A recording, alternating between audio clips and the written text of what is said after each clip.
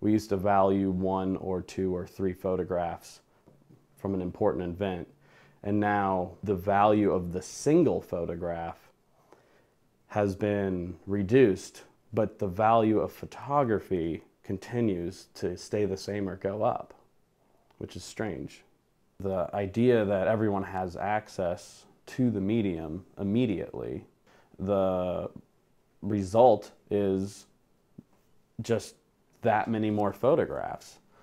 If you're using it to communicate something, like a Snapchat, it's almost like an apple and an orange versus using photography to communicate an idea or something larger. I think it's used in two different ways, and they're being compared to each other just because it's the same medium.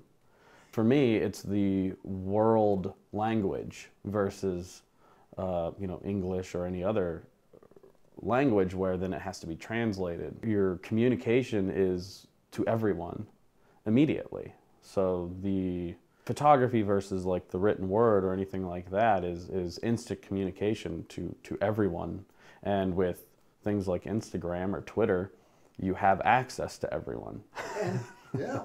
And the amount of time it takes to digest a photograph versus a paragraph is, I think, where this is all headed.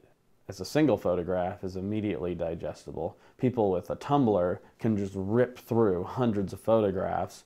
The only problem I have with the current evolution is that the craft is taken away. I try to spend the time on a single photograph to give it its value. And I think the only way to do that, given the available technology, is to actually use the traditional methods, specifically black and white, because it's wholly controllable. So for me, the reason I kind of went back wasn't out of a fad or anything that has come up in the last few years. It's as a fundamental belief that you can control something from vertically.